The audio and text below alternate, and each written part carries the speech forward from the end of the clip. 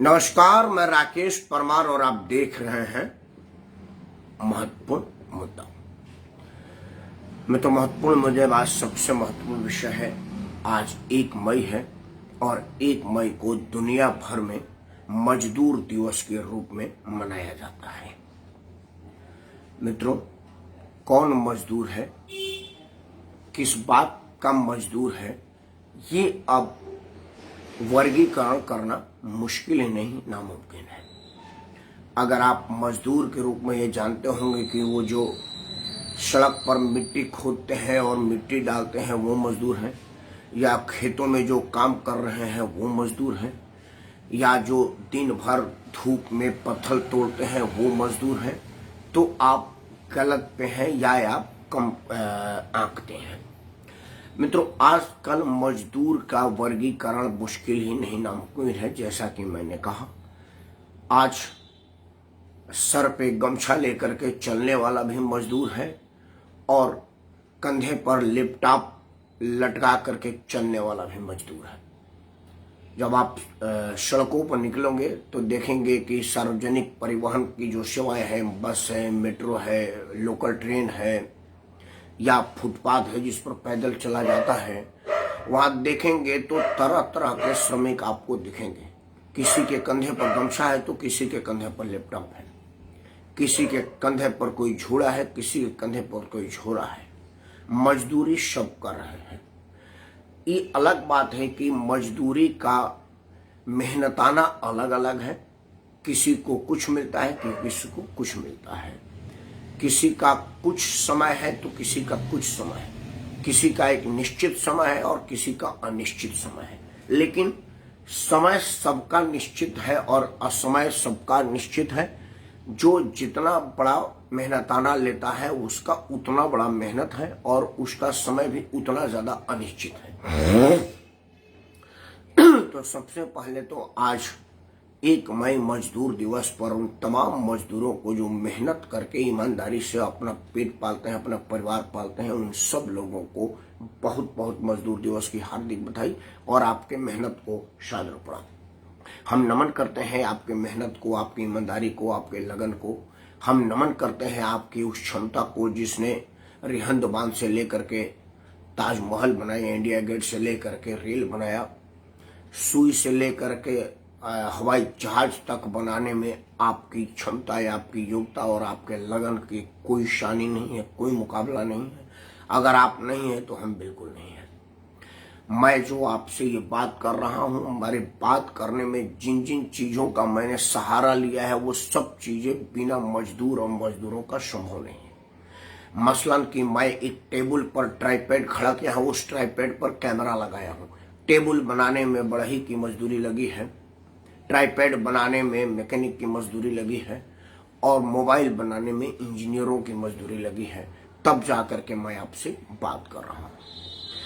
अब आते हैं मजदूर मजबूर क्यों और मजदूर के मजबूरी का कब तक दोहन किया जाएगा।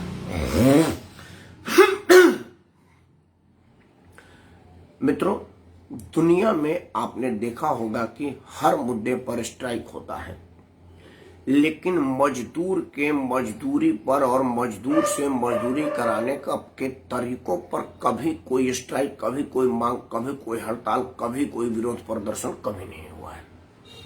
बल्कि दुनिया में हम बेशर्मी से या बेहयाई से जब उद्योगपतियों का इंडस्ट्रियल समिट कराते हैं तो हम बड़ी बेहयाई से करते हैं कि आप हमारे यहाँ काम करने के लिए आइए, हमारे यहाँ सुगम वातावरण है और सबसे बड़ा बात है कि मजदूर बहुत सस्ता है।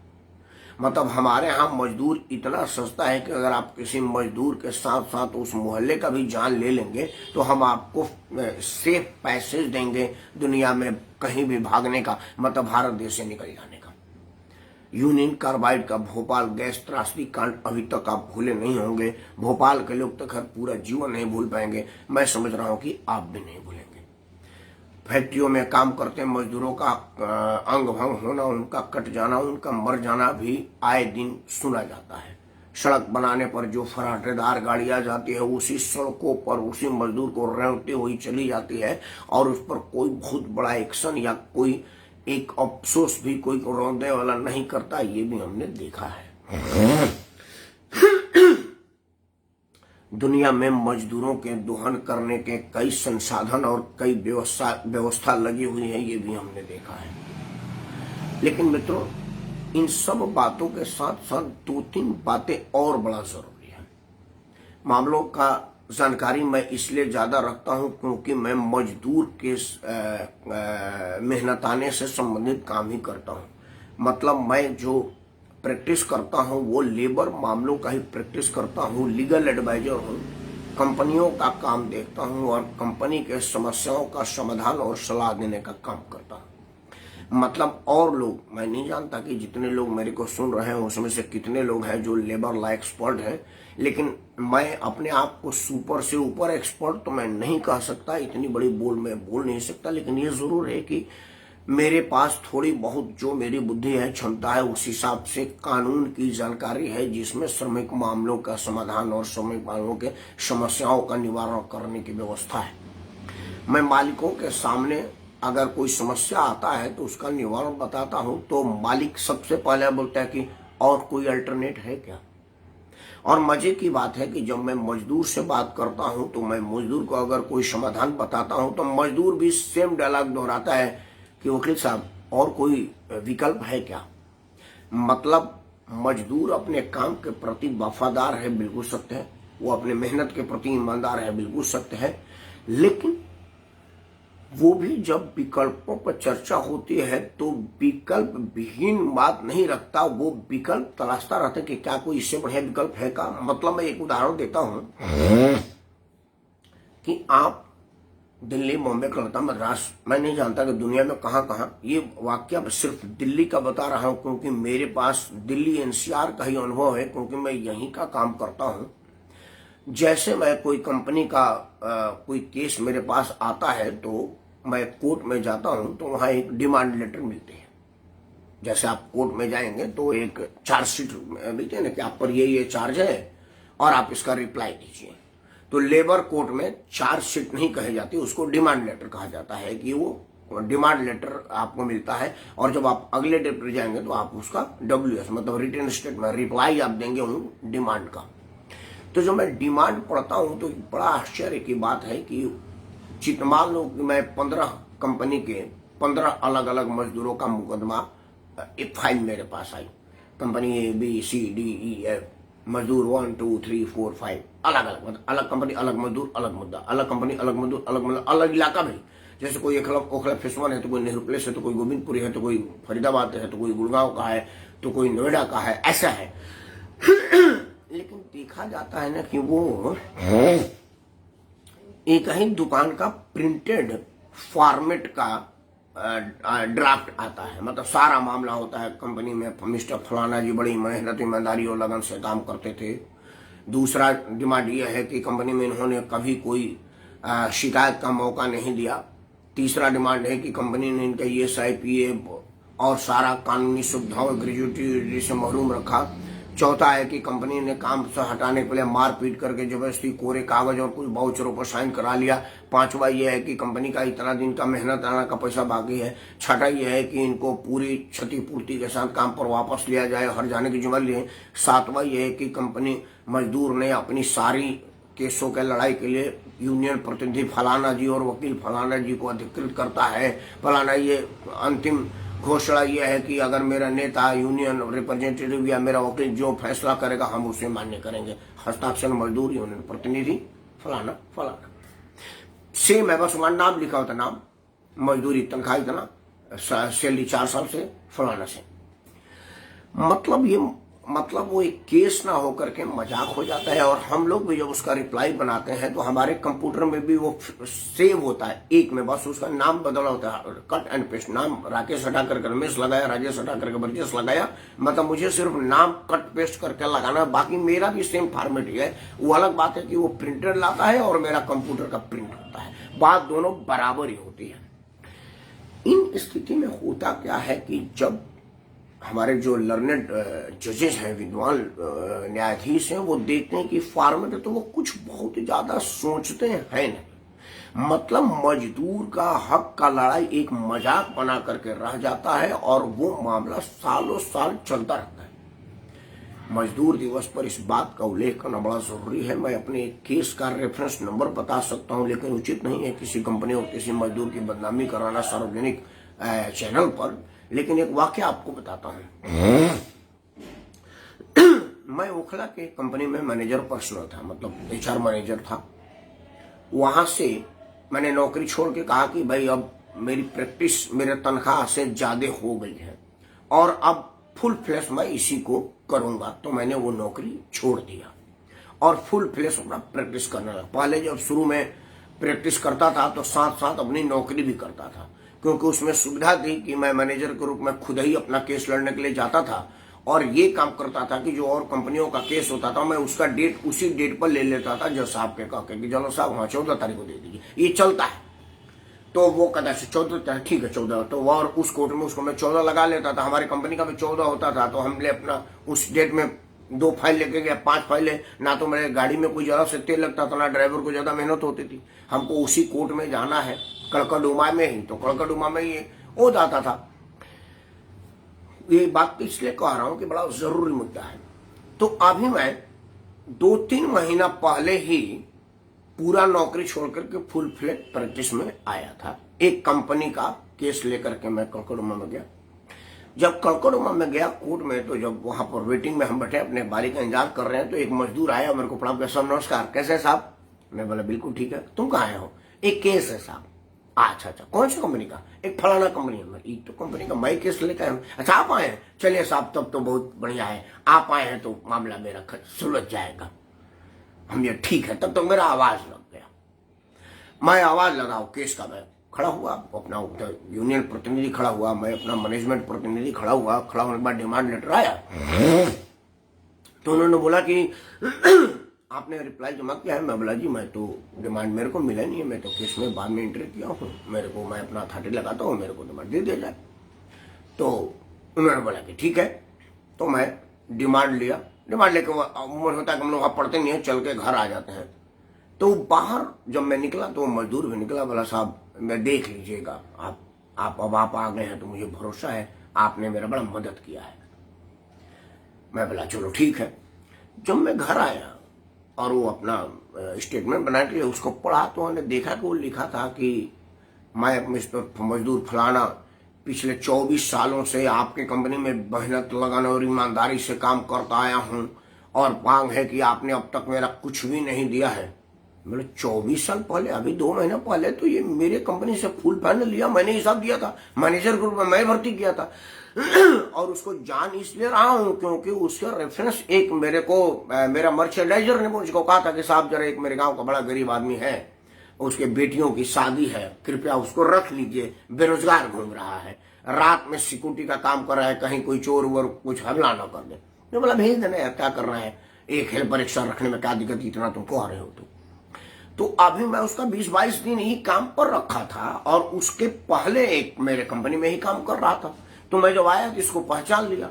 मैं एक पहले कंपनी में मैनेजर था, वो वहां था, और इस कंपनी में मैं 1.5-2 साल पहले ही आया था। तो वहां से फिर वो बीच में कहीं रहा, फिर यहाँ आया था और मेरे को आकर के बोला कि साहब मेरी बढ़िया नौकरी लग गई है, आप मेरा हिसाब दे दीजिए। मैं बोला चलो तेरी मर्जी है भाई। तो मैं अभी 20-22 दिन महीना दिन पहले ही उसको हिसाब दिया था स्वयं।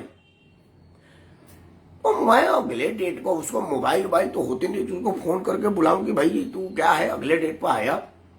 तो मैंने उसको बोला कि तुमने डिमांड में क्या लिखा है? तो बोला साहब आधा पर कर दीजिए, मैं मान लूंगा, आधा में से आधा आपको दे दूंगा। खैर ऐसा वकील को ऑफर आता रहता है, ये मेरे लिए कोई बहुत आश्चर्यजनक समाचार नहीं था। मैं बोला चल पहले रिप्लाई में जमा कर दूं। तो जो मैं गया तो रिप्लाई देते हो जज साहब को उसने बोला कि साहब मैं कुछ कहूं तो जैसा बोलो, लेकिन तुम्हारा जब मौका आएगा बोलना। साहब हमारा ना हमारे परमार साहब पर मुझे भरोसा है, ये जो फैसला कर देंगे मैं मान लूंगा।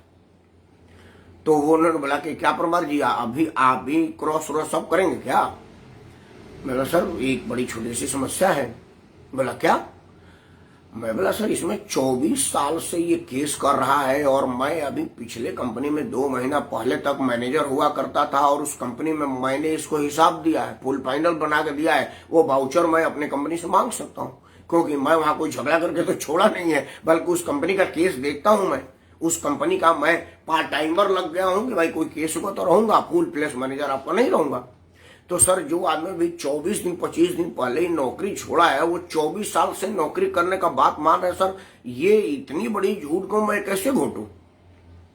तो बोला कि आप क्या बात करते हैं, आप वाउचर लिया देंगे? मैं बोला सर अगले बार जब मेरा एग्जिबिट होगा मैं डॉक्यूमेंट ले आऊंगा। मैंने इस पर मेंशन किया हुआ है कि पिछले कंपनी में इतने दिन काम करता था, अगर कोर्ट विल परमिट देना प्रोड्यूस द रिकॉर्ड्स, और मुझे कोई आप नोटिस जारी कर देंगे अगर वो नहीं देगा तो, लेकिन मुझे पूरा भरोसा है कि मैं बोलूंगा वो दे देगा। तो उसने बोला कि ये सच कह रहे हैं? बोला हाँ साहब सच कह रहे हैं। तो 14-15 लाख रुपया का वो डिमांड बनाया था। तो जज साहब ने कहा कि परमार जी कितना रुपया हुआ? मैं बोला 384-50 रुपया बनता है सर, मैं पूरा 500 का नोट दे दूंगा। इतने में वो एकदम चक्कर जैसा आ गया उसको, एकदम वो हो गया। मुझे हम जैसा भी कर पहले पने मारो यार इसको। फिर बाहर आया, निकला और रोने लगा, साहब ये आप क्या कह रहे हैं, 500 रुपया दे रहे हैं?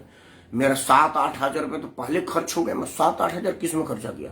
बोला इन्होंने कहा था कि 14-15 लाख तेरा हिसाब बन जाएगा।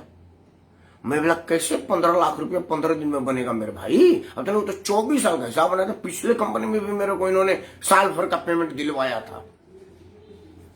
बात मजदूर दिवस पर इस तरह के में मजदूरों के भी है कि अगर इस तरह के मजदूर और मजदूरी होगी तो फिर हमारे देश के मजदूरों का क्या होगा। दूसरा घटना यह है कि कंपनी मालिक तनख्वाह तय तो करते हैं कि 5,000 रुपये दूंगा, और जब पूरा मेहनत करके महीना दिन आता बोला 2,000 रुपये तो रियो मर्जी हो कर लेना, कोर्ट में जाना, मैं लड़ने को तैयार हूं। मतलब दोनों ही तरफ से स्थिति बड़ा भयावह है, और सरकार का शेल्टर ना तो मजदूर को मिल रहा है और ना ही मजदूर प्रतिनिधि को, बल्कि कुछ कंपनी मालिक को। क्योंकि सरकार अगर शेल्टर देती है तो बड़े बड़े धंधा सेठों को देती है, वो अडानी अंबानी जैसों को देती है। ये 15-20 लोगों के साथ काम करने वाले छोटे उद्यमों को नहीं देती। मतलब वो उद्यमी भी परेशान है और वो मजदूर भी परेशान है। और देश में सबसे ज्यादा परसेंटेज अगर मजदूर कहीं समाहित है तो वो इन छोटे उद्योगों में ही है, क्योंकि बड़े उद्योगों में तो बहुत कम संख्या है। वो अलग बात है, यही कंपनी में 10,000 मजदूर काम करते हैं, लेकिन वो कुल मिलकर के 50,000, 60,000, 5 लाख काम करते होंगे। देश की आबादी तो 130-135 करोड़ की है ना, तो इन सब लोगों का समावेश तो छोटे कंपनी में होती है। जैसा माननीय प्रधानमंत्री जी कहा कि जो ढाबे पर चाय वाला है उसके साथ 2 आदमी है, ये मजदूर नहीं है क्या? हाँ आदित्य, शुभ आशीर्वाद। वो जो गाड़ी पर आप आए हैं, वो ड्राइविंग जो कर रहा है वो मजदूर नहीं है क्या? आपके घरों में जो काम करता है वो बिल्कुल ठीक कर रहा है। ऐसे लोगों की संख्या सबसे ज्यादा है जो 1 आदमी 2 आदमी के साथ काम करते हैं, और इन मजदूरों की संख्या ज्यादा है। और इन्हीं मजदूरों का कोई शेल्टर सरकार की तरफ से नहीं होता है। मजदूर दिवस पर इन मजदूरों की चिंता करना सरकार का काम है। पहले सरकार डोमेस्टिक सर्वेंट के लिए कुछ नहीं करती थी, हालांकि अब बड़ी खुशी की बात है कि डोमेस्टिक सर्वेंट का भी डोमेस्टिक सर्वेंट एक्ट बन गया है और उनका भी मिनिमम वेजेज और काम का घंटा निर्धारित किया गया है। लेकिन अभी भी इस पर कोई कॉन्क्रीट एक्शन नहीं हो पाया है, और लेबर लॉ में अभी इसको बहुत बढ़िया से डिफाइन नहीं किया गया है कि इसको असल में किया क्या जाए और कैसे किया जाए। और व्यवहारिक समस्या ये है कि जो हमारे घरों में काम करने के लिए सुबह साहब आती हैं, वो 2 घंटा आती हैं, बर्तन तो धोई चली गई। एक आती है वो अपना पैखाना उखाना साफ की, झोड़ा झाड़ा मारी और चली गई। ऐसे वो 10-15 घरों में काम करते हैं और उनका काम चल जाता है। तो उनका फिक्स निर्धारण कैसे सरकार करेगा? कभी वो 15 मिनट में ही काम करके चले जाते हैं, कभी 2 घंटा लगता है काम करने में। कभी मैं देखता हूँ कि मेरा पैखाना साफ करने लाई, हमारा मैं आधा घंटा 1 घंटा बोल कर निकलता हूँ, तब तक देखा हूँ बैठी है, क्या करो? कुछ नहीं जी, दीदी से बतिया रही थी। तो अब उन लोगों का समस्या का क्या होगा? लेकिन ये जरूर है कि सरकार जिस तरह से बड़े बड़े उद्योगपतियों को बजट पूर्व बुलाती है कि आपकी मुख्य समस्याएं क्या है, मेरा मांग है, हाथ जोड़ के प्रार्थना है, नरेंद्र मोदी जी जनप्रिय नेता हैं, देश दुनिया में सर्वाधिक लोकप्रिय हैं और जन समस्याओं से अवगत रहते हैं, क्योंकि आप स्वयं भी एक साधारण परिवार से आए हैं। बड़ी खुशी की बात है कि वर्तमान राजनीति में जो शिखर पर पहुंचे हुए हैं वो सब के सब साधारण लोग हैं और आम लोगों की तकलीफ से रूबरू हुए हैं, वास्ता पड़ा है उनका। और हमारे यहाँ कहा जाता है कि जाके पाँव न फटी बिवाई, सो का जाने दर्द पड़ाई। तो इन सब लोगों के पाँव में बिवाई फटी है, इसीलिए बिवाई का दर्द का एहसास होगा इनको, चाहे वो मोदी जी हों या योगी जी हों। ये जो भी आज के तारीख में राजनीतिक शीर्ष पे भारत के महामहिम राष्ट्रपति जी जो इतने बड़े बंगले में बैठे हैं, वो भी साधारण परिवार से आए हैं, मेहनत और ईमानदार कश परिवार से आए हैं। तो उन लोगों को मेहनत और ईमानदार लोगों के समस्याओं से रूबरू होने का अवसर प्राप्त हुआ होगा और इन समस्याओं को जानते होंगे। तो उन लोगों को अगर बजट पूर्व ना पूछना हो तो बजट से पहले से कम इन पर तो जरूर एक बार सोचना चाहिए। वीडियो बंद करने से पहले मजदूरों का जो सबसे बड़ा समस्या है, जो पी चिदम्बरम के टाइम से शुरू हुआ है, उसको नरेंद्र मोदी ने भी खत्म नहीं किया, बल्कि उसको एड्रेस भी नहीं किया। समस्या आपके सामने रख रहा हूं। आप इस वीडियो को इतना लाइक करें, शेयर करें और मोदी तो पहुंचाए कि भारत सरकार इस पर ध्यान दे। आपको जान करके आश्चर्य होगा कि देश में रतन टाटा, बिरला, डालमिया, अडानी, अंबानी, ये देश मतलब भारत के टॉप बिजनेसमैन है, बड़े लोग हैं, लेकिन इन लोगों का जो हाईएस्ट इनकम टैक्स है वो 30% है। मतलब वो अगर 100 करोड़ भी कमाएंगे ना तो 30% इनकम टैक्स देंगे भारत आयकर अधिनियम के अंतर्गत, भारत के संविधान कानून के अंतर्गत। लेकिन अगर आप मजदूर है, आपका तनख्वाह 5,000 रुपया है और आपका पीएफ में 400 रुपया जमा है, तो आपका टीडीएस 35% कटेगा। ये एक घोर अन्याय है और इस अन्याय को भारत सरकार को एड्रेस करना चाहिए, गरीबों के प्रति सोचना चाहिए। लेकिन ये गरीब, आम गरीब की क्या भला करेगी जो स्टेशन पर एंट्री के लिए पैसा लेती है कि आप स्टेशन पर अपने चाहने वालों को प्लेटफॉर्म के बाहर सड़क पर से लेने जाते हैं तो आपकी गाड़ी की एंट्री फीस देनी पड़ेगी। मैं अभी स्टेशन पर गया था तो स्टेशन के सड़क पर, मतलब स्टेशन का प्लेटफॉर्म पर प्लेटफॉर्म टिकट लेता वो अलग है, सड़क पर बैरियर लगाया गया है कि आप अपने परिवार को लेने सड़क पर गाड़ी को लेकर जाएंगे तो आपको टिकट लेना है, बस प्लेटफॉर्म में रोड पर से पैसेंजर को उठाने के लिए। और ये मोदी जी के सरकार आने से लगा है। इस विषय पर जितना जल्दी हो सके ध्यान दीजिए, क्योंकि ये मजदूरों का शोषण ही है। क्योंकि सड़क पर मोदी की गाड़ी जाती है स्टेशन में लेने के लिए तो बैरियर उठा के खड़ा हो जाता है। किसी नेता का स्टिकर लगा होता है तो पैसा नहीं लेता, क्योंकि 5-7 दिन पहले गया था मेंबर पार्लियामेंट की गाड़ी लेकर के, तो वो सैल्यूट मारा और टिकट नहीं लिया। और मैं अपना गाड़ी लेके गया, उस पर स्टिकर नहीं था तो बोला कि नहीं टिकट लगेगा एंट्री का। मोदी जी, ये भी एक बहुत बड़ा समस्या है, इसको देखिएगा क्योंकि ये एक भारी समस्या है। आप स्वस्थ रहे, मजबूर ना हो करके मजबूत रहे, इन्हीं मनोकामनाओं दोनों के साथ मैं राकेश परमार मजदूरों को प्रणाम करते हुए मजदूरों के कल्याण की कामना करता हूं और सरकारों को इस विषय पर अपना ध्यान आकर्षित करने और मजदूरों के हितों की सोच रखने के लिए प्रेरणा दे भगवान। ऐसी प्रार्थना के साथ जय भारत, वंदे मातरम।